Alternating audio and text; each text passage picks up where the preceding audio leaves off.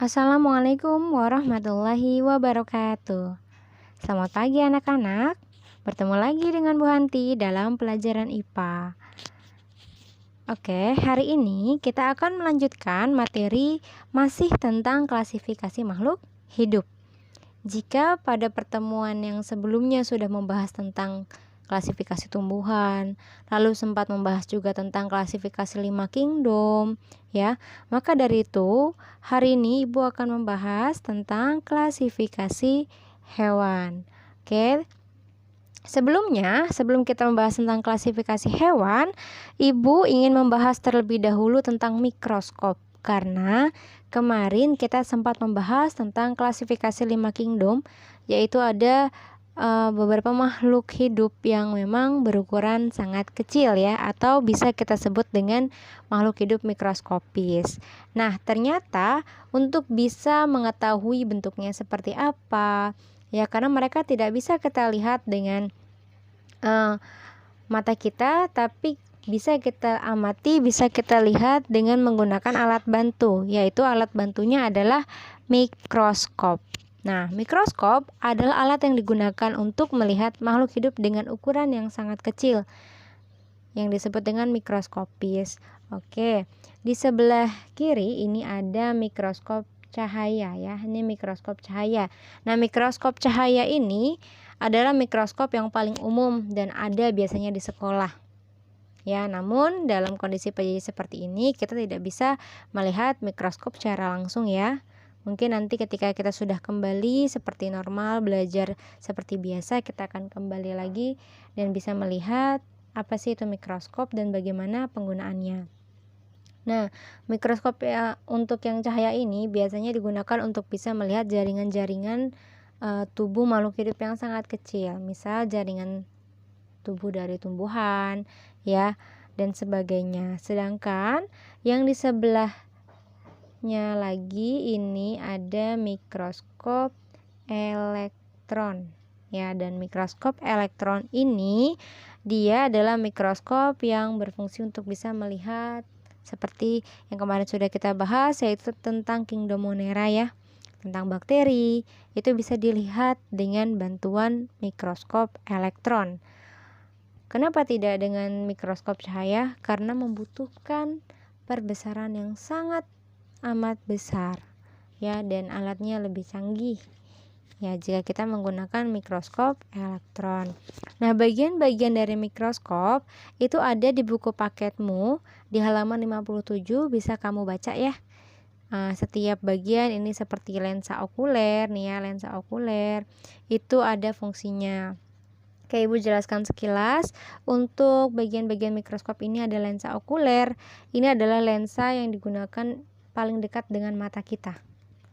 Ya, lalu ada tabung, ini penghubung antara lensa okuler dengan lensa objektif. Nih di bawahnya ada lensa objektif nih ya. Nah, lensa objektif adalah lensa untuk objek. Jadi dekat dengan objeknya, dekat dengan benda yang akan diamati. Lalu ada sekrup pengarah kasar ya, ada yang sekrup pengarah halus ya. Fungsinya kalau yang kasar itu untuk menaik turunkan ini tabungnya, sedangkan yang halus itu untuk menaik turunkan mejanya. Oke. Ada juga di sini meja preparat untuk meletakkan benda yang akan kita amati. Pegangan untuk memegang mikroskop ya, jadi kalau pegang mikroskop itu nggak boleh dari lensa, nih nggak boleh dipegang ya, membawa itu nggak boleh dari atas tapi harus di bagian pegangannya itu. Lalu ada penjepit objek, jadi nanti objeknya itu, objek yang akan kita amati itu kita ambil jaringan yang paling tipisnya, lalu ditaruh di atas kaca preparat ya, nanti ada kaca preparat lalu dijepit, di sini ada penjepitnya ya. Oke, ada kondensor, ada juga diafragma ya, untuk bisa mengatur masuknya cahaya.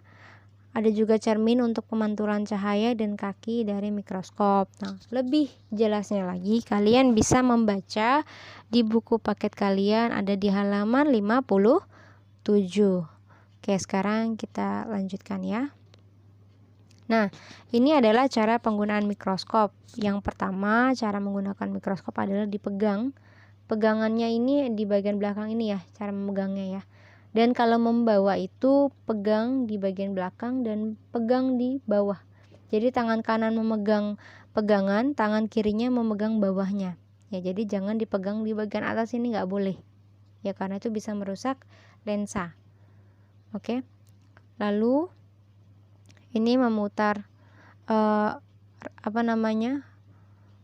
revolver untuk mengganti perbesaran lensa objektif yang paling kecil ya, karena belum dimasukkan objeknya, jadi kita gunakan perbesaran yang paling kecil dulu.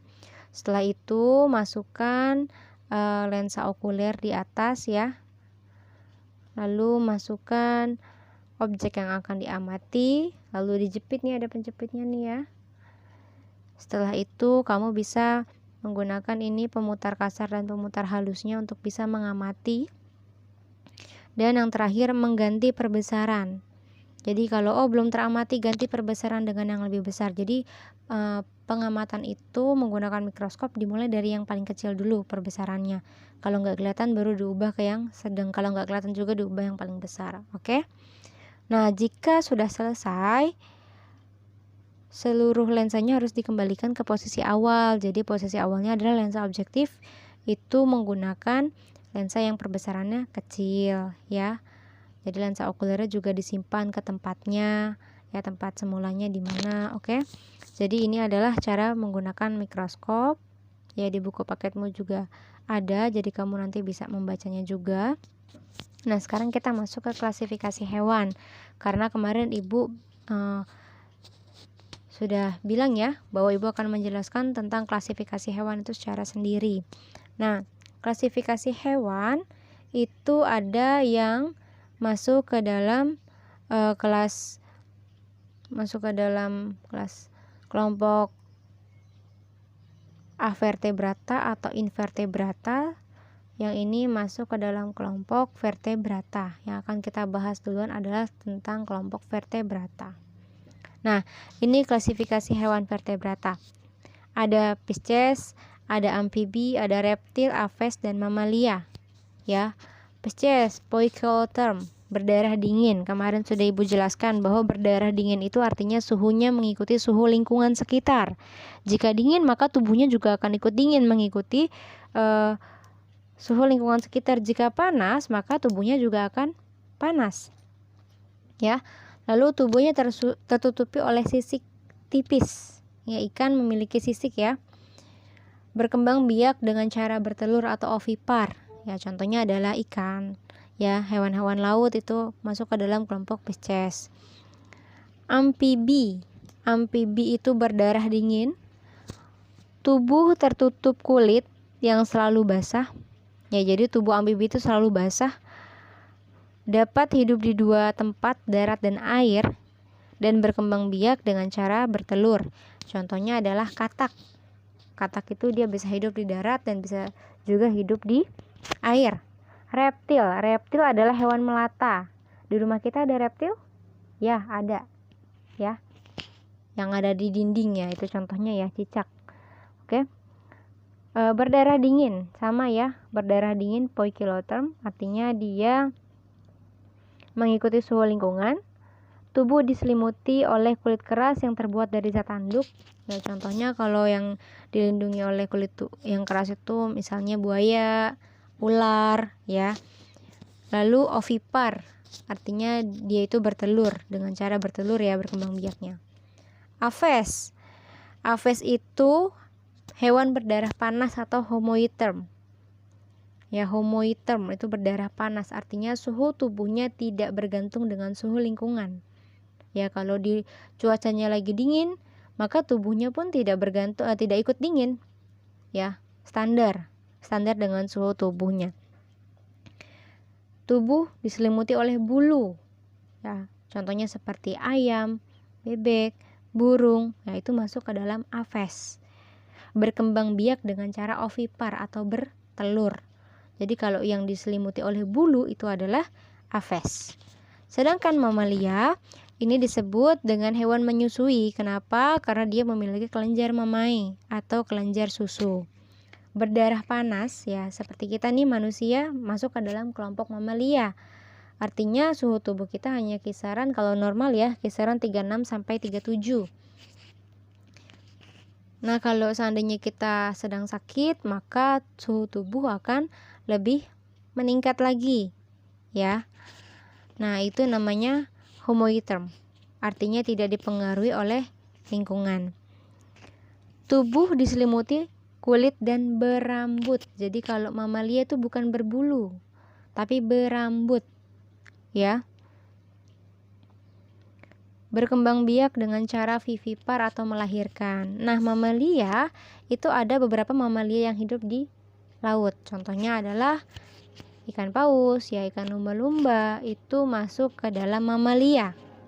Maka dari itu mereka juga memiliki paru-paru, ya. Jadi kalau mamalia itu cara bernafasnya dengan memiliki paru-paru, ya. Makanya untuk hewan yang ada di laut seperti lumba-lumba dan paus dia sesekali akan muncul ke permukaan, ya. Oke. Sekarang kita lanjutkan. Ini adalah contoh klasifikasi hewan vertebrata. Nah, mungkin ketika kalian sedang berkunjung ke kebun binatang, kalian akan melihat papan nama seperti yang ada pada gambar. Ini contoh ya. Ada namanya kingdom, filumnya apa? Ya, di situ filumnya Chordata, klasisnya reptil, ya ordonya Squamata, familianya Varanidae, genusnya Varanus dan spesiesnya Varanus komodoensis. Oke. Nah, ini adalah klasifikasinya.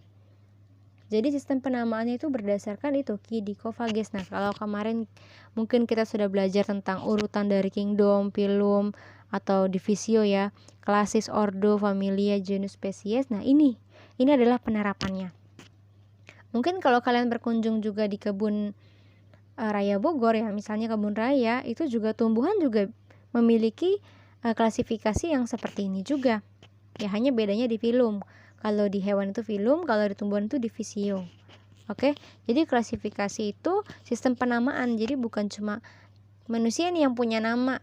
Ya, misalnya Ani, Ira, ya bukan hanya manusia, tapi makhluk hidup juga memiliki sistem penamaan. Makhluk hidup juga memiliki pengklasifikasian ya. Jadi sedetail itu ilmu pengetahuan. Ya, semakin kita belajar, maka semakin kita merasa bahwa ilmu pengetahuan yang kita miliki itu semakin sedikit ya. Maka dari itu kita harus terus menggali. Oke. Kita lanjutkan. Ini adalah contoh klasifikasi hewan invertebrata atau avertebrata. Ya, jika vertebrata itu adalah hewan bertulang belakang, kalau ada kata-kata in atau a, ya.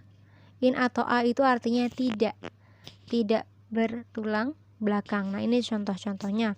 Ada porifera, hewan berpori, solenterata, ya, vermes. Ini kelompok yang seperti cacing-cacingan. Arthropoda, hewan berbuku-buku. Mollusca, hewan kulit lunak, hewan yang lunak, tubuh lunak. Echinodermata, hewan berduri, ya. Ini adalah klasifikasi dari invertebrata dan avertebrata. Mungkin kalian sudah pernah buka soal latihan ya tentang ini. Nah, ini mungkin akan lebih detail, nanti kalian akan bahas secara detail tentang perkembangbiakannya dan sebagainya itu di SMA. Ya, ini juga masuk ke dalam invertebrata nih. Ya, seperti belalang, kumbang, kepiting, laba-laba, kutu, caplak, kelabang, kaki seribu ya. Ada yang masuk ke dalam jenisnya serangga ya dan sebagainya, itu masuk ke dalam kelompok invertebrata, artinya tidak bertulang belakang ya. Oke. Nah, setelah ini ada latihan pemahaman diri, silakan dikerjakan. Lalu kumpulkan kepada ibu seperti biasa melalui WhatsApp ya. Silakan mengerjakan dan selamat belajar. Mungkin penjelasan dari ibu kurang lebih untuk hari ini sampai di sini. Semoga apa yang sudah ibu berikan dapat bermanfaat untuk kalian semua. Terima kasih. Wassalamualaikum warahmatullahi wabarakatuh.